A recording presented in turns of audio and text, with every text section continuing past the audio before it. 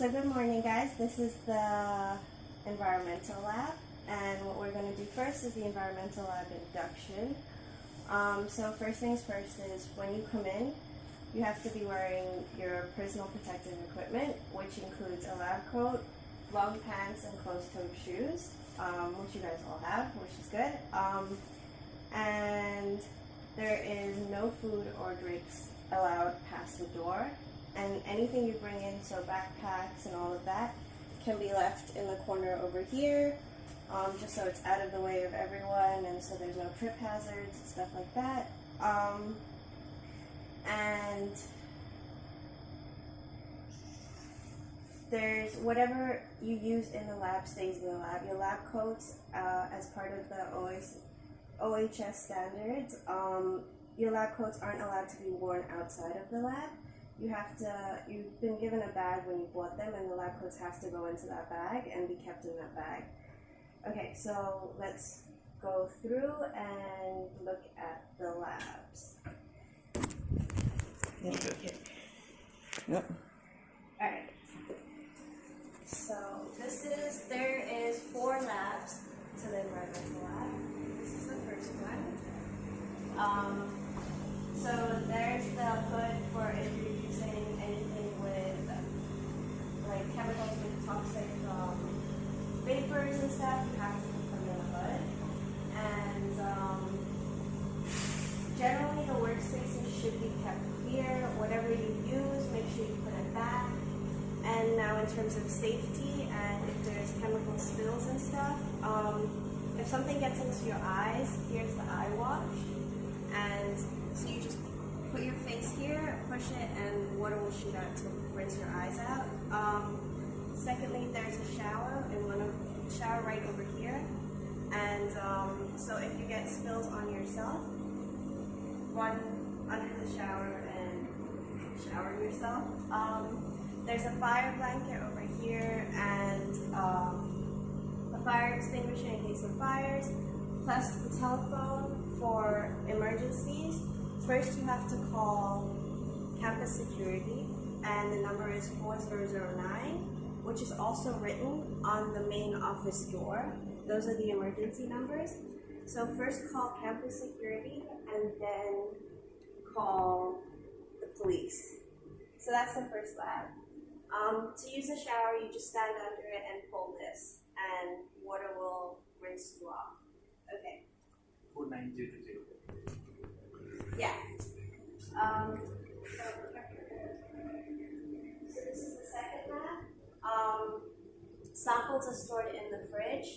If there is a spill, like you can see here, please pull out the wet floor signs and then alert the person that's in charge of the lab, and they will come help you clear it up and stuff like that. Here is another hood, and we have very strong chemicals in here, so if you want to use them, they have to be kept within the hood and pipetted off or whatever within the hood. Again, there is a camera in here, fire extinguisher by the door, and a fire blanket. And there is a telephone over here for emergencies. And then let's move on to the next lab.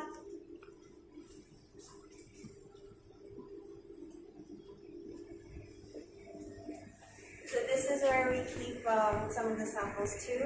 No food or drink can be kept in any of these because there are biological waste and stuff like that that's kept in the fridges. And secondly, obviously food shouldn't pass through that door anyway, so there's no reason to keep anything that you're going to eat or drink in there.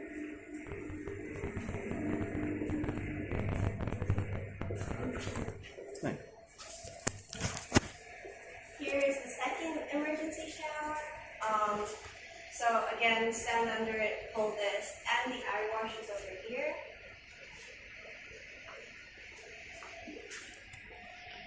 This is the third lab. Everything is labeled, so flammable liquids are in this cupboard. You won't be using them, but if you are using anything within the lab, you need to look up the MSDS sheets for them and make sure you know all the safety precautions go into using whatever chemicals you're going to be using. Again, this is the glassware. Everything is labeled. So glassware would be in here. There is hand sanitizer here so that you can clean your hands before you leave the lab, which is always recommended because of the contaminants that are in the lab. Emergency eye wash is by the sink. And another camera in the lab. And there is a phone. And the fire extinguisher and fire blanket is on the side of the door over there. And then again, if you're using anything sharp or, so sharps go into this. All the trash cans are labeled. Sharps go into this. Glass goes into that, and then biological waste goes in over there. Okay. And then this is the last lab we'll go to.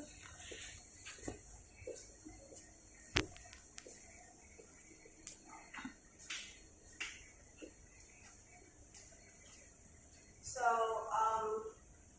this is where basically you won't really be using this lab, but this is where like the machinery is. And there's gas cylinders too. If they're empty, please don't try to change them yourself or move them about. Get the head of the lab to come in and change stuff.